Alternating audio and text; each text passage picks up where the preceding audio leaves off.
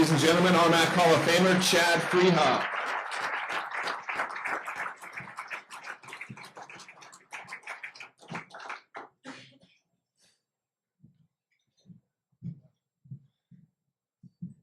All right, first off, I'd like to congratulate the other inductees. It's a privilege to share the night with you.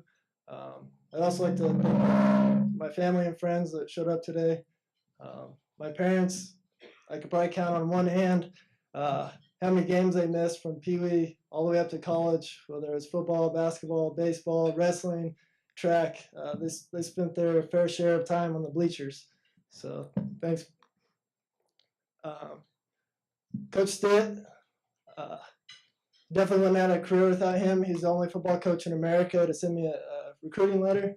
So he said the only thing that he saw was me getting up because there wasn't much of a football player besides that. But thanks, Coach.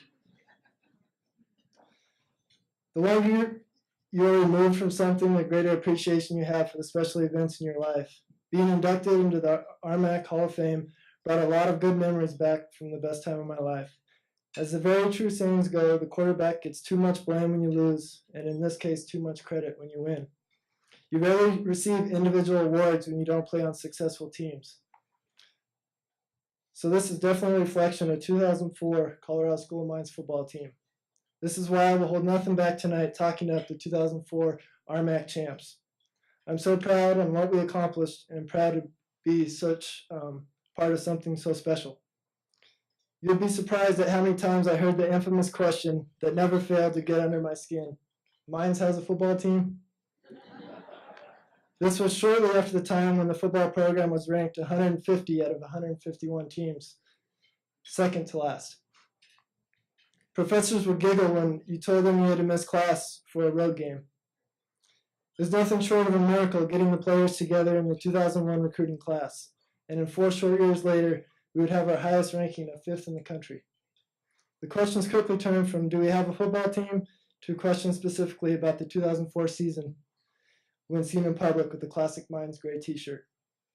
It takes special young men to go against the grain and completely change the culture of a university. And to make the achievement more of a long shot, to do it at one of the toughest academic schools in the nation with a bunch of engineers. Not only did we put our stamp on the football program, but I truly believe in my heart that we gave a springboard for all Mines athletics that nerds could be champions on the field too. It was a perfect storm of great players, great coaches, maturity, and a sweet game plan by the good Lord that cultivated into a dream season. Our 12th man and teammate we lost from a car accident right before fall camp also had a great hand in our success.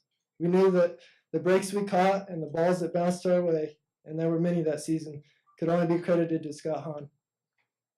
It's not just the wins you remember from the 2004 season.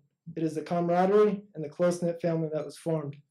The grind of the long and late hours spent in the library studying together. It is the memory of intense spade games on road trips. It is the made-up game of shoes we would play on Thursday nights after practice when Coach Stitt would say, "The hay's in the barn," meaning the work was done.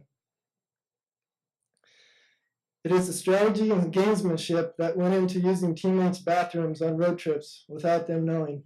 I'm talking the number 2 variety. So we had shoe split and number 2, so that's a pretty good night.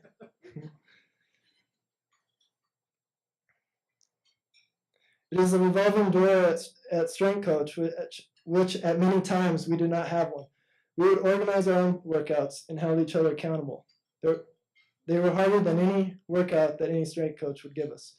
Just a few adjectives to describe these young men on the team: dedicated, committed, reliable, disciplined, determined, unselfish, hardworking, and accountable, to name a few. I have a few little fun facts that I wanted to share with you to put things in perspective from the 2004 season.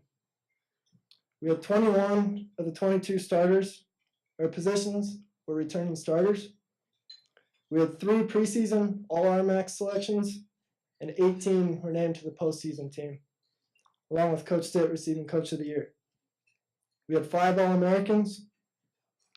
In 01 and 02, it was the first back-to-back winning seasons since 75 and 76, and first time in school history to produce combined 14 wins in consecutive seasons.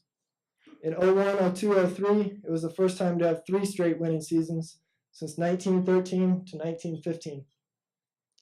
As the winningest class in school history, we had 4 straight winning seasons for the first time since 1912 to 1915. And as you've heard earlier, the first conference championship since '58, the first playoff game in school history, and the first and only playoff win in school history.